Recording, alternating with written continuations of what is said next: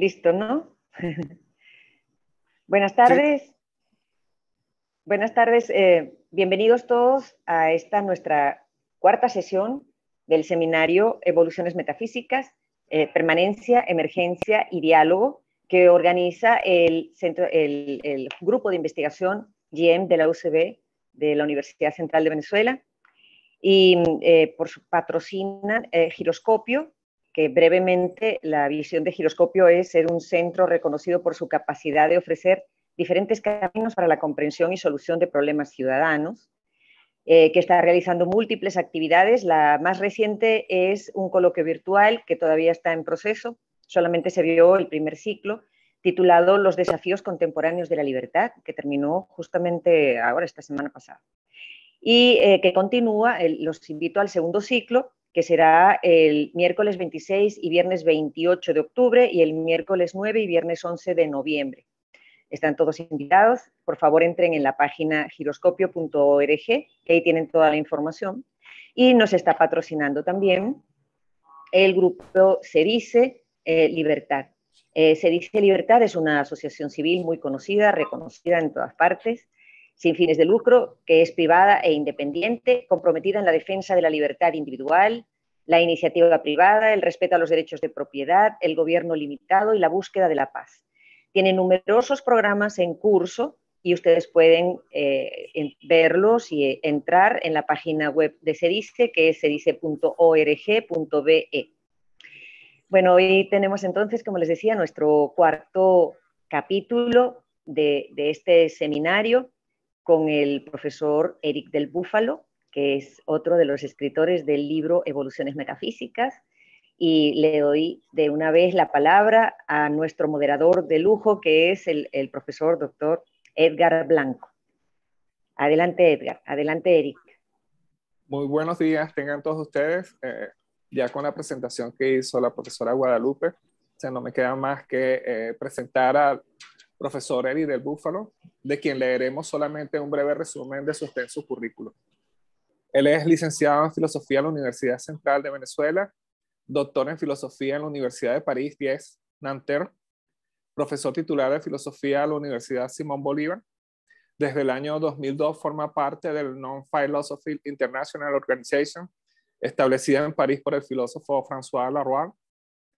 En el 2012 fue cofundador del Centro de Investigaciones Críticas y Socioculturales, parte del Instituto de Altos Estudios de América Latina en la Universidad Simón Bolívar. Ha participado en seminarios de la Fundación Cisneros en los años 2014, 2017 y 2018 y ha escrito para diversas revistas, tanto nacionales e internacionales. En el año 2018 fue galardonado junto con otros 8 profesores con el premio anual a la labor docente, periodo 2016-2017, por la Universidad Simón Bolívar. Eric nos va a hablar hoy sobre Kafka, metamorfosis y procesos, la lógica de la inmanencia en Gilles Deleuze y Félix Guattari. Antes de ceder la palabra a Eric, se les recuerda a los participantes que pueden escribir sus comentarios, preguntas o dudas a través del espacio previsto para ello. Sin más preámbulos, escuchemos lo que nos ha preparado nuestro expositor. Buenos días, muchísimas gracias. Muy feliz de estar con ustedes hoy, ver tantos otros amigos y bueno, poder compartir un pequeño rato con ustedes. Y voy a empezar por presentar nuestro proyecto de evoluciones metafísicas porque implica de suyo una paradoja. Justamente uno sobreentiende que los principios metafísicos son aquellos que no evolucionan, que son fijos, que son los que están, digamos, de algún modo fuera del tiempo, del devenir. Y que hablar de evolución, que implica, por supuesto, devenir y cambio, es sin duda paradójico. Un poco por qué hablamos de evoluciones metafísicas es justamente para indicar no tanto que estos principios metafísicos o no, que vamos a hablar ahorita un poquito de esto en unos minutos, puedan cambiar, sino que al cambiar el mundo, cambia, que es continuo cambio, cambia también la relación con estos principios. Entonces, las evoluciones metafísicas hay que verlas de dos maneras, o de una forma dialéctica, es decir, la relación de lo que cambia con lo que no cambia, ¿no? Y para esto, yo los invito a leer el libro. Aquí lo que vamos a hacer es una pequeña introducción de mi capítulo, como se ha hecho todos estos sábados, pero la invitación realmente es adquirir el libro y leerlo, porque hay trabajos de mucha profundidad y que requieren de una lectura detenida y seria, pues, ¿no? Abocada a ello. Yo tomé a Kafka a partir del análisis de Gilles Deleuze, justamente pensando en esta estructura metafísica congelada que tenemos nosotros entre lo universal y lo particular, que se traduce en términos políticos entre lo colectivo y lo individual. Lo universal, lo colectivo y lo individual. Lo universal siendo, por ejemplo, la humanidad, lo colectivo siendo, por ejemplo, la nación, ¿verdad? Los nacionales, o la religión, los cristianos, los musulmanes, o los de izquierda o los de derecha, y lo individual. Y para entender cómo opera esta articulación metafísica entre lo universal, lo general y lo individual, hay que ir a lo más visible, o lo que encierra todas las paradojas de estas concreciones, que es lo individual, justamente. Y entonces, bueno, la novela La Metamorfosis de Kafka es justamente una novela, además muy bien escrita y un clásico de la literatura, un texto que articula este problema metafísico de un modo magistral. Es decir, cuando el señor Sánchez se vuelve amanece, bueno, todos más o menos tenemos una idea de la novela, amanece como un escarabajo, una cucaracha, un colóptero, ¿verdad? Digamos, se hace la pregunta ahora de qué es, porque ciertamente el personaje no es del todo una cucaracha o un colóptero, y tampoco ya es un hombre. Queda en algo intermedio, queda entre algo que está en el medio de las dos cosas, del bicho y el ser humano. Y ahí surge la pregunta entonces, la pregunta clásica de la filosofía, ¿qué significa vivir? ¿Qué significa la vida?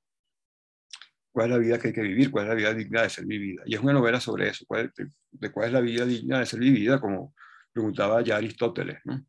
Que en el fondo tal vez sea la verdadera pregunta de la filosofía, como diría Camus, ¿no?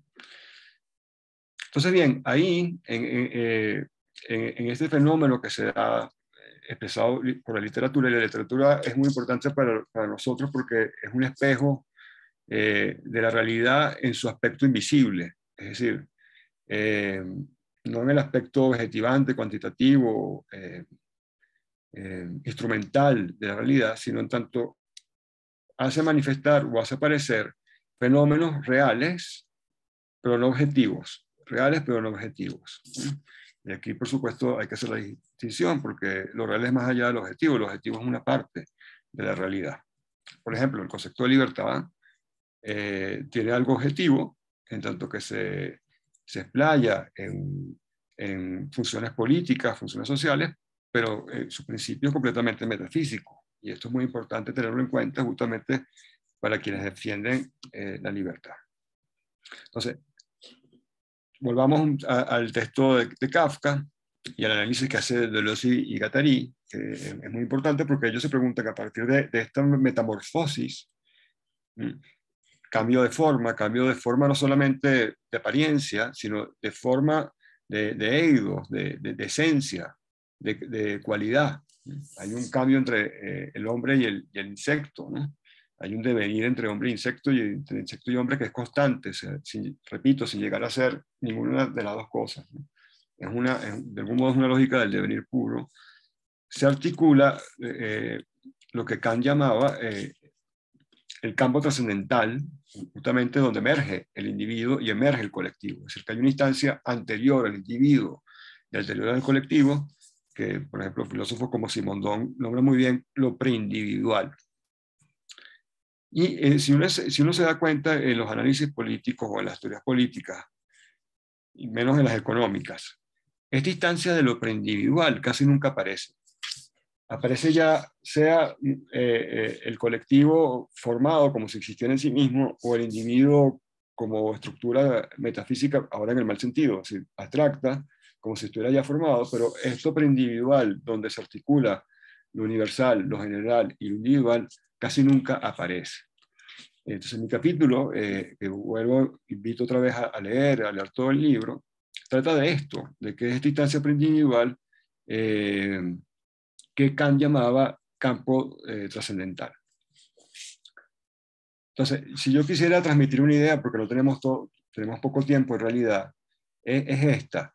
Es que realmente el campo preindividual es muy difícil de conceptualizar, justamente porque no está ya cosificado por ningún concepto. Ya los conceptos son individuaciones de realidad. Cuando yo digo individuo, ya estoy definiendo un campo de realidad que ha extraído de un plano de inmanencia completo, o cuando hablo colectivo, o nación, o humanidad, he hecho lo mismo.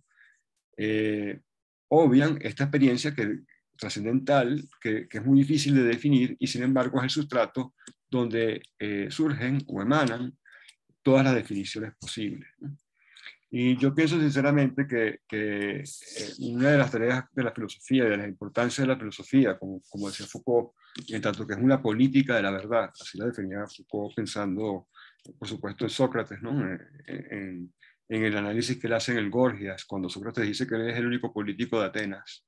¿Por qué es el único político de Atenas? Porque es la única persona que introduce la verdad en la polis, cuando todos están en una lucha particular, mezquina, interesada. Bueno, y Sócrates, como todo el mundo sabe, muere por ello. Él introduce la verdad. Entonces, si todavía la filosofía sirve, es para esta política de la verdad, anterior al campo propiamente ideológico, que toma ya el individuo o el colectivo como formas cosificadas, formas muertas, anquilosadas, donde después, a partir de esas formas, yo voy a construir todo un aparato que parte de esas premisas que, por supuesto, de suyo también son formas muertas o anquilosadas, ¿no? Entonces, volvamos a este campo que es in between, ¿no? Que es intenso, que no está cosificado por ninguno de los dos términos, ni colectivo ni individual, y que es verdaderamente el campo universal, es decir, trascendental o universal. Aquí lo podemos tomar como sinónimo, donde aparecen estas dos cosas. Y bueno, y si yo digo que es un campo trascendental o de inmanencia, es un campo que está en continuo proceso, es decir, que va de un lado a otro, que va, proceso en el sentido estricto, que oscila, ¿verdad?, entre los términos sin llegar a concluir en ninguno de ellos. Es decir, es un campo donde la vida siempre está creando, siempre está produciendo formas concretas, formas determinadas. Entonces, lo que dice Kafka, o sea, lo que dice Deleuze a partir de Kafka, es justamente que este escarabajo, que no es un escarabajo del todo, porque todavía habla como un hombre, ¿sí? Lleva el lenguaje, es la esencia humana, pero que tampoco es un hombre justamente porque ha perdido su morfología de ser humano, nos habla de este campo trascendental preindividual. Entonces, es muy interesante, y aquí concreto un poco más en términos sociopolíticos la cuestión, es que, ¿qué significa este escarabajo desde el punto de vista concreto, nuestro, casi como desde la acción política? Recordemos que el personaje de Sansa es un funcionario bancario, tiene una vida muy normal, muy de clase media, aburrida, constante y definida. Y esta vida constante, definida de funcionario bancario, no le da para él es insuficiente como determinación de lo que es realmente existir. Entonces, de un modo, el paso al escarabajo es esta exuberancia de la vida que marca este campo de inmanencia, este campo trascendental, que de algún modo diluye todas las identificaciones que Samsa, el personaje, había hecho de sí hasta entonces. Entonces, la tensión de este devenir, ¿verdad?, que ocurre entre esta tensión entre escarabajo y funcionario bancario, burócrata bancario, ¿verdad?, produce un campo que se trasciende a sí mismo. Y está anudado por la vida como una tensión. Es decir, cuando yo hablo de individuo contra colectivo, colectivo contra individuo, yo estoy indicando una tensión, pero no estoy mostrando de dónde surge esta tensión. Esa atracción surge de una experiencia. Y aquí este es un concepto que también damos por sobreentendido y que es un concepto muy difícil, el concepto de experiencia, porque implica muchas cosas. Implica etimológicamente salir de sí, ir a lo real y volver a sí. Es decir, la experiencia implica ir más allá de sí mismo. También implica un aprendizaje y también implica un cambio. Es decir, la experiencia es casi la definición de un proceso. Entonces, las relaciones entre individuo y colectivo, entre universal, colectivo e individuo, se toman muy mal o se toman de un modo muy pobre si yo obvio las experiencias de la vida misma, diría Hegel, ¿no? Es decir, la experiencia en cómo esas cosas se van produciendo. Y esto lo podemos ver concretamente en nuestro país, Venezuela. Es decir, que claro, ha pasado varios procesos que no son de lo mejor, por supuesto, como todo el mundo sabemos, pero que sobre todo no ha interiorizado la experiencia de lo que ha vivido. Y esto es una hipótesis que yo les lanzo, un poco tal vez fuerte, pero es lo que más me entristece a mí de todo, es que yo lo siento, y bueno, lo escucharé ustedes el ratico que podamos discutir, que verdaderamente en Venezuela se haya subjetivado lo que pasó estos últimos 20 años. Es decir, nos han ocurrido cosas, pero no hemos de esas cosas extraído una experiencia y por lo tanto no hemos extraído una verdadera articulación de lo que significa la relación entre los muchos y lo uno, entre los varios y el uno, entre el colectivo y el individuo. Y hasta que esa experiencia no sea tematizada, concretizada y mostrada, de algún modo vamos a seguir girando en estos términos anquilosados de libertad contra justicia o libertad contra colectivismo, etcétera, que realmente nos dan un campo o un marco teórico muy empobrecido, ¿no? Entonces, ¿cuál sería para mí, y con esto ya voy concluyendo, porque este es en el fondo la idea que me interesaba transmitir, cuáles serían para mí los protocolos, bueno, hablar como hacerles, que nos permitirían explicitar, esclarecer, hacer manifiesta esta experiencia, ¿no? Bueno, en primer lugar, tenemos que ir a de dónde surgió la escisión, la división, la dicotomía.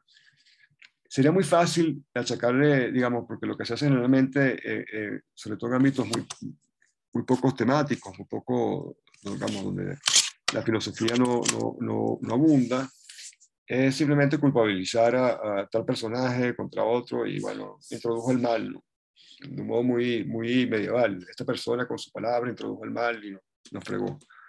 Pero si somos serios, tenemos que entender, o si queremos realmente ver lo que pasó en Venezuela desde el punto de vista de la experiencia, ver de dónde surgió la dicotomía que dividió el país y por qué. Más allá de la culpabilización fácil de la doxa o del sentido común. Entonces, el primer protocolo de experiencia que yo propongo es ver así, entender, digamos, el clivaje, la división, yo diría la estasis, la guerra civil que de algún modo vivimos estos años y que hay que reconocerlo, las fuerzas de las libertades perdieron, empezaron por no entender la experiencia social que estamos viviendo. Yo no sé, esta es una hipótesis que lanzo como para profundizar en la cuestión. El segundo protocolo es no entender qué significa el poder desde el punto de vista de la experiencia, porque el poder no es solamente una forma de sujeción o de sumisión, es también empieza por una forma de definición. Cuando yo defino lo real y decido qué es lo real, qué es irreal, qué es verdadero, qué es falso, y esa decisión tiene un carácter casi obligatorio, es decir, vinculante, como dirían los abogados, ya empezó el poder. El poder empieza por la definición de la realidad. Entonces, el segundo protocolo es que yo pienso que la experiencia venezolana ha sido muy mal definida. Y el tercer protocolo de una lectura inmanente o trascendental o expresiva de por qué esta mala articulación que hay entre individuo y colectivo en Venezuela, porque por supuesto, si ustedes leen el libro, yo nunca voy a hablar de Venezuela, pero porque justamente he elevado la experiencia a un principio metafísico, o sea, una vida concreta a un principio metafísico, pero en el fondo estoy hablando de lo que vivimos. Es porque las definiciones que nos dimos nunca se articularon realmente en un cambio verdadero, en un proceso que llevara al país a salir de la crisis, ¿no? Esos serían los tres protocolos. Si vemos, esos tres protocolos van de suyo, o implican o nos llevan inmediatamente a un problema del lenguaje, del logos, de la razón, es decir, de pensar la cuestión. Como diría Kant, nos quedamos en el quid juris, si es legítimo no pensar así, si es legítimo no, esta forma de poder, pero nunca fuimos a la experiencia, es decir, al quid factis, es decir, al plano real, donde estas definiciones o concepciones que nos damos surgen. Entonces, ya para terminar, creo que los venezolanos estamos en ese punto, y bueno, esto es un tremendismo, en ese punto es el mismo que estaba Samsa, el personaje de la metamorfosis, de ser un escarabajo, es decir, no estamos realmente en un país colectivizado, y tampoco estamos en un país donde hay libertades. No estamos en un país donde hay realmente un Estado fallido, exactamente, pero tampoco estamos en un país donde hay un Estado de derecho o una sociedad estructurada con instituciones.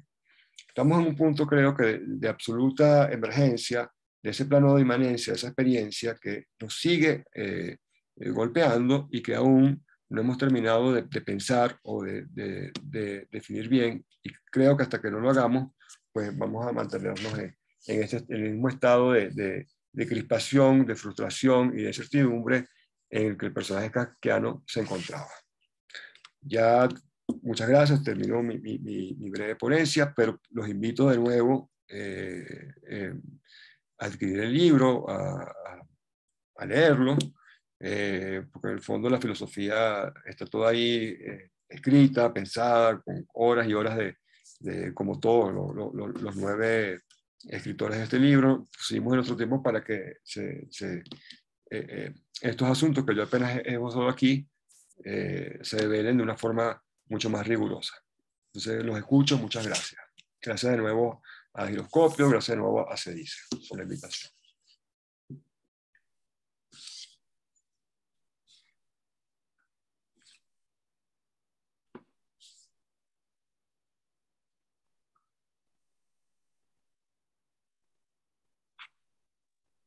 Buenos días, bueno, excelente, soberbia la presentación sintética que nos acaba de hacer Eric, así como reflexión por la provocación que acabas de hacer en estos 20 minutos. Yo pensaría que ese problema de la experiencia viene en una lectura así de Leuciana, del Spinoza y el problema de la expresión por una falta de expresión que de acuerdo a lo que por lo menos yo estaba pensando, se remonta incluso al momento independentista aquí en Venezuela, que fue producto de un cambio de circunstancias que ocurrió en Europa. Aquí entonces tengo una pregunta que está relacionada con lo que nosotros planteaste en este momento y lo que yo estoy comentando, que fue realizada por Miguel Cabrera. Él dice: buenos días, Eric, gracias por la presentación. La noción de preindividuo, dentro del contexto que estamos hablando venezolano, hace alusión a una etapa evolutiva, por ejemplo, a la denominada prehistoria. ¿Podría ampliar un poco esto? No. Sí, no es algo preindividual, no es algo que no hay que leer en un sentido histórico, en el sentido de que, digamos, el paleolítico, el neolítico, o incluso en la época clásica no existían los individuos como tales, o el concepto de individuo. No. El sentido que le da Deleuze y que le da Kafka y que yo sé, porque realmente es un concepto de Simondon, otro filósofo francés que además trabajaba la técnica, el problema de la técnica, que tiene que ver también con lo que va a ser después el poshumanismo, etc., tiene que ver con esta instancia constante donde surge la realidad. O sea, ¿de la realidad dónde surge? Cuando, nuestros conceptos, ¿de dónde vienen? Por ejemplo, Platón llamaba a esta instancia cora, es decir, matriz. Nuestras ideas, nuestras visiones surgen de una matriz. Nosotros vemos y pensamos a partir de las ideas, pero la experiencia de la vida no está en las ideas, está ya de suyo en esta experiencia, en esta cora, en esta gran matriz. Y lo que yo quise decir hoy es que esta matriz preindividual no se piensa y no se ha pensado en Venezuela, no solamente desde un punto de vista político rápido, sino desde un punto de vista socio, yo diría que hasta antropológico, digamos. Y si ustedes se dan cuenta, estamos como atrapados en una especie de círculo vicioso de laxitud, de lentitud de las cosas, ¿verdad? O sea, todos vivimos la experiencia, vemos que hay como unos cambios, pero no, no podemos darle expresión. Como para usar el concepto de Spinoza que usaba Edgar muy acertadamente, estamos en la complicación, ¿ok? O sea, todo está complicado, todo está enredado, y la explicatio, que es explicitar, es desanudar esta complicación, todavía no se ha hecho. Seguimos redundando en preceptos enquilosados muy ideológicos, en el sentido malo de la palabra, muy prefabricados. Pues. Ese es Miguel Cabrera. Miguel, un saludo, la respuesta. Bueno, aquí Guadalupe está diciendo que Venezuela es como el bicho hombre de Sansa. Pero Sí, aquí eso es lo que quise decir. Eso es lo que quise decir. Más brutal, sí. Bueno, aquí tenemos otras preguntas. Aquí Wolfgang dice, si mal no entiendo, si se le aplica el concepto de inmanencia a la obra kafkiana, ¿no se pierde todo el impacto humanista que debería producir? Recuérdese que para Kafka, la tragedia consiste en que un ser humano se convierte en algo subhumano. El concepto de Lesiano de inmanencia es que no existe Dios ni existe jerarquía. Luego, todo se confunde con todo en un mismo plano de inmanencia. No hay diferencia entre mantenerse humano y convertirse en dicho. Bueno. ¿Sí?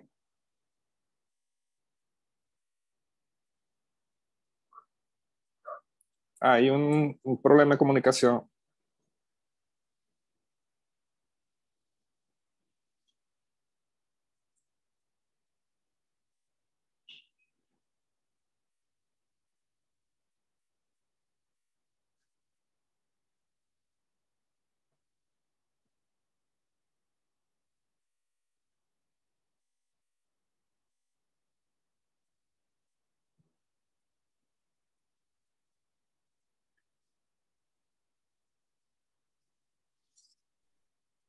Creo que me fue un momento. ¿Me estás escuchando?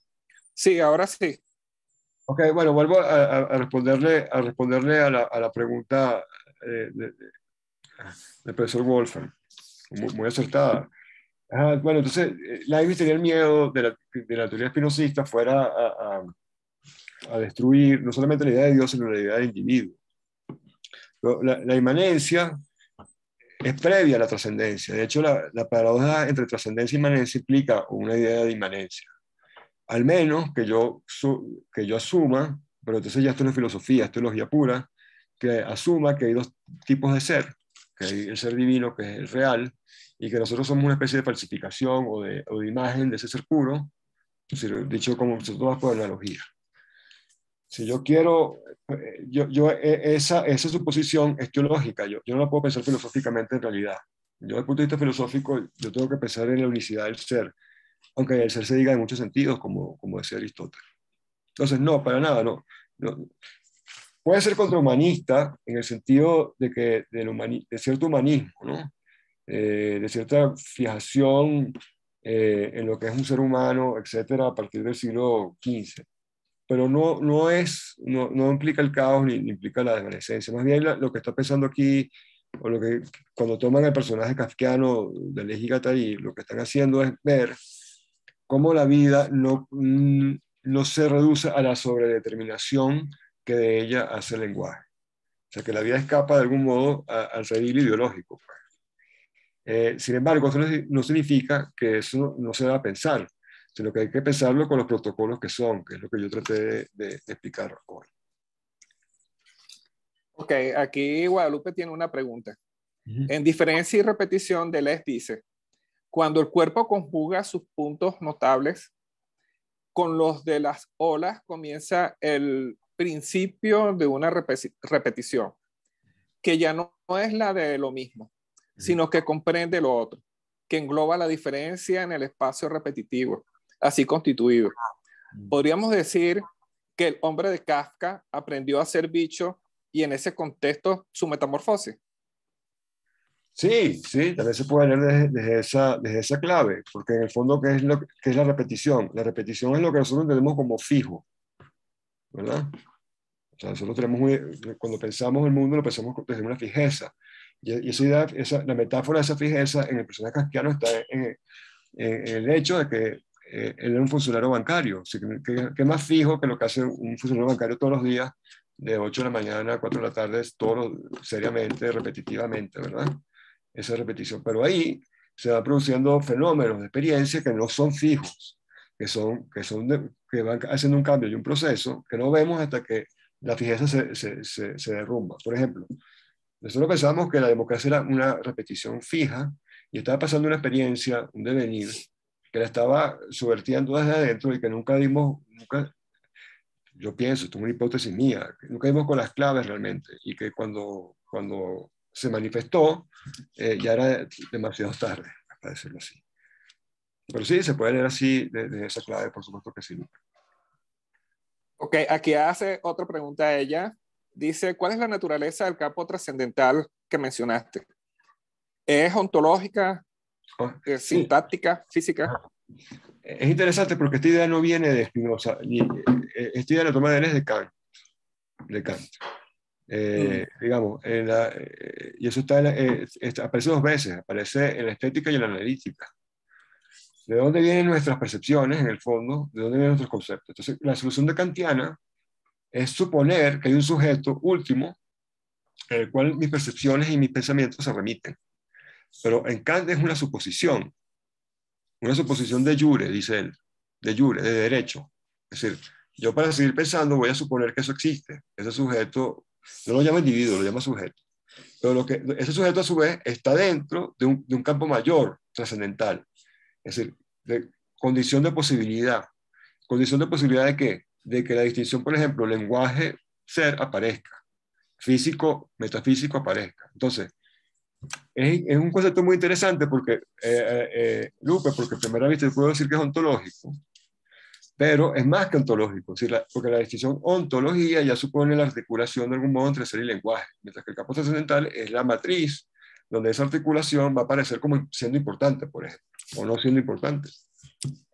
Entonces, podemos decir que es preontológico, si se me permite usar este concepto un poco bárbaro.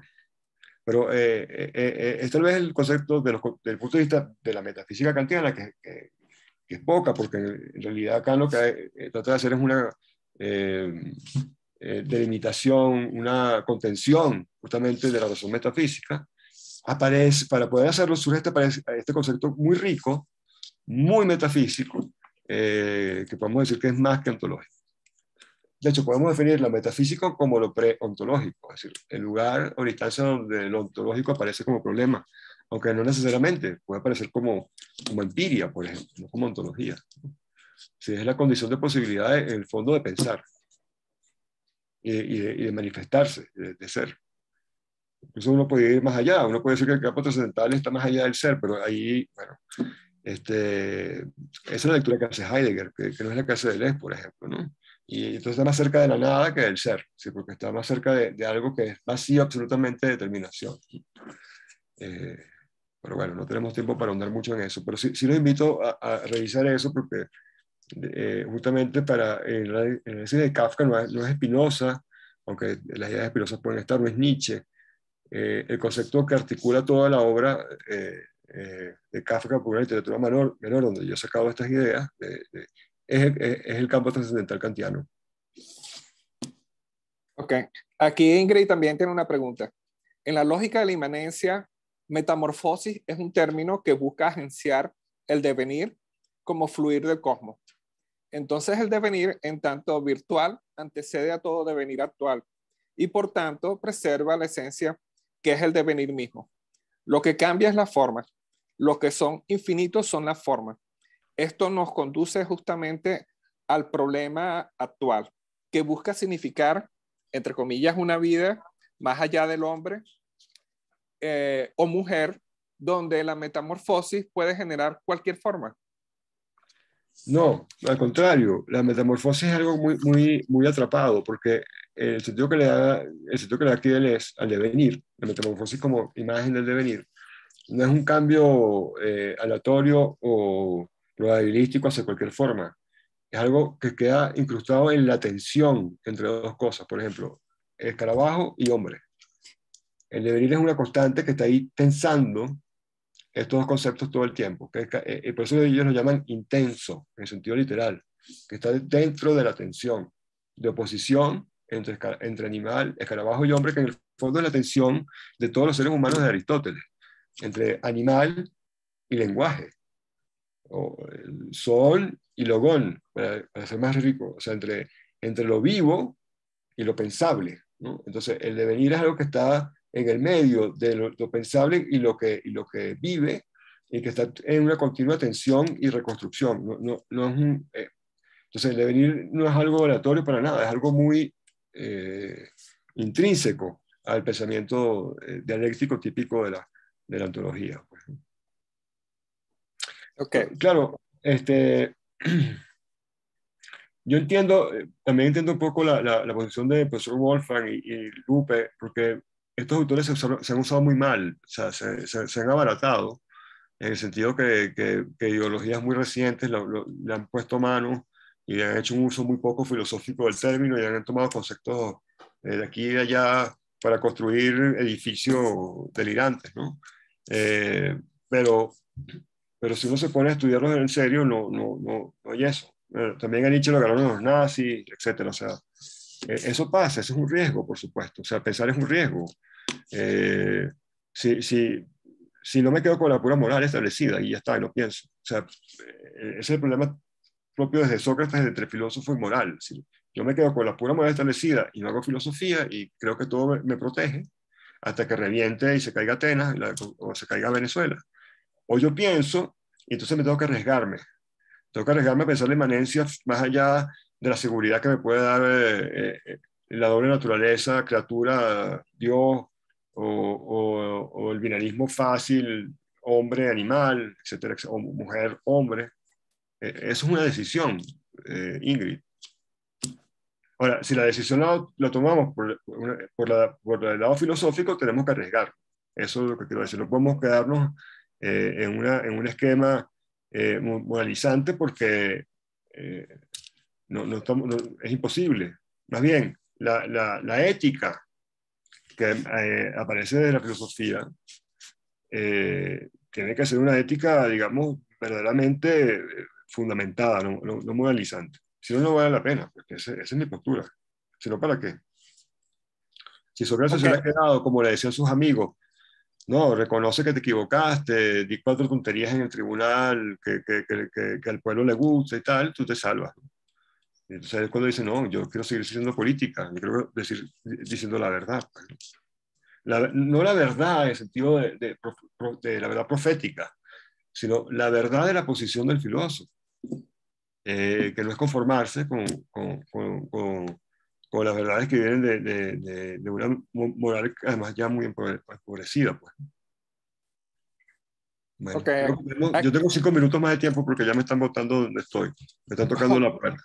Sí. Ok, voy a hacer varias preguntas ahí que están en el ambiente, 3 preguntas. Aquí una es José Antonio González, que dice cómo superar lo preindividual. O sea, yo le agregaría aquí cómo sería pensar desde la perspectiva de Sansa en una línea de fuga, siguiendo el texto mismo de Deleuze y Guattari. Esa es una pregunta. La otra pregunta la hace Astorga. A propósito del valor de la experiencia, ¿qué opina de la paradójica afirmación de Picón Sala, según la cual nos modernizamos a pesar de nosotros mismos? Y la última pregunta, para que las tenga las tres, a ver si puedes redondear, es de Marcel Chávez, que dice: desde el punto de vista clásico, el tránsito interespecies en el que se ve involucrado Sansa supone un imposible cambio sustancial. Más allá de lo ficcional, ¿crees que el incidir en la noción de devenir a modo de proceso se abren efectivamente nuevas posibilidades de reflexión para la metafísica u ontología? Sí, empiezo por la última y articulo. Okay. Fíjate, cuando hablamos de especies y metemos al hombre en esas especies, hacemos taxonomía, ¿verdad? Hemos creado ya una categorización preestablecida de la realidad. La idea de taxonomía en sí misma es complicada, porque la idea de taxonomía implica agarrar una diferencia y ponerle un nombre fijo, ¿verdad? De algún modo, la filosofía es antitaxonómica, y por eso no es taxativa tampoco. O sea, nosotros no somos abogados, no somos sacerdotes, ¿ok? Más bien, tomamos las taxonomías que existen y las ponemos en cuestión.